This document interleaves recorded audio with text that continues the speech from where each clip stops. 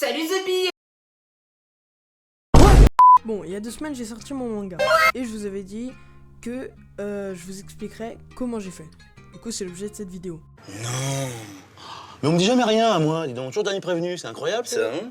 Sinon, je voulais vous remercier des 63 abonnés. Ça me fait extrêmement plaisir. On est plus qu'à 37 abonnés de mon but de cette année.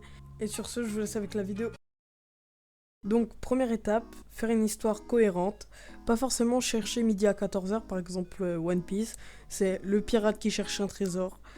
Et bon, là, c'est pas trop ce que j'ai fait. J'ai essayé d'imaginer. Imaginez, inspirez-vous. Par exemple, de livres que vous avez lus, de mangas, tout ça. Donc, ça vaut aussi pour les dessins. Vous pouvez vous inspirer, mais pas copier.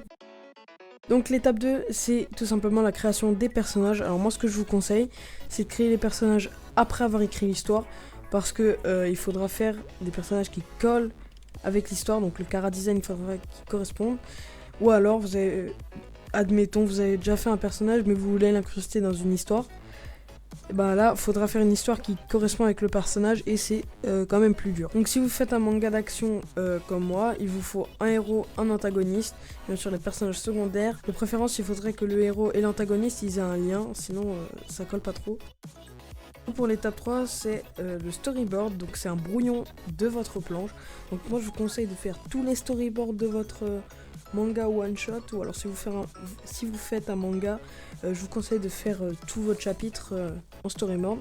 Donc là, comme vous le voyez à l'écran, j'ai trop détaillé au début du manga le storyboard, et comme vous le voyez maintenant à l'écran, à la fin je détaillais moins, et moi je vous conseille de faire comme ça. En fait, quelque chose que vous au moins vous comprenez, et mettez les bulles et les textes. Bon, ça je vous apprends rien, je pense que ça vous paraît logique. En tout cas voilà, le storyboard c'est une étape pour moi qui n'est pas négligeable, parce que si on arrive sur la planche, alors notre planche n'est pas obligée de ressembler comme deux gouttes d'eau à votre storyboard, parce que moi il y a des planches, elles ressemblent pas du tout à mes storyboards. Et du coup voilà, donc c'est un gain de temps. Par exemple, vous faites votre planche, vous perdez du temps à vous demander comment je fais quelle case, dans quel sens, je fais quel angle de vue, tout ça.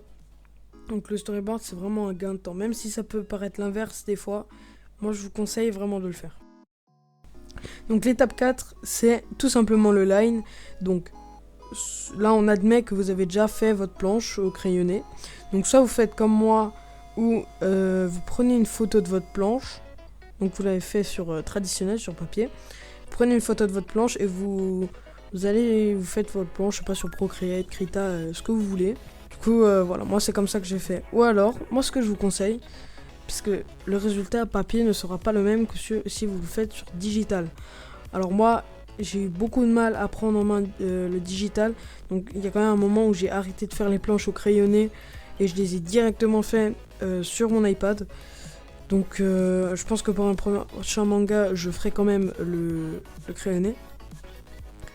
Mais en tout cas, le résultat, si vous le faites sur papier, à la plume G ou au liner, ne sera pas pareil, et sera pour moi largement mieux que si vous le faites sur iPad. Même si le résultat est clean, tout ça, je vous conseille quand même de le faire sur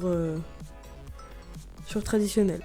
Et si vous ne voulez pas gâcher votre planche, si vous avez l'encre elle a bavé sur votre planche, si vous avez vraiment pas envie de recommencer votre page, et que ça va pas être le même résultat qu'avant, moi ce que je vous conseille c'est acheter une tablette lumineuse. Donc vous en avez quand même aux alentours de 40 €, d'autres 100 €, donc c'est quand même plutôt cher. Mais honnêtement c'est un bon investissement, parce que si vous mettez vous les scotchez ensemble.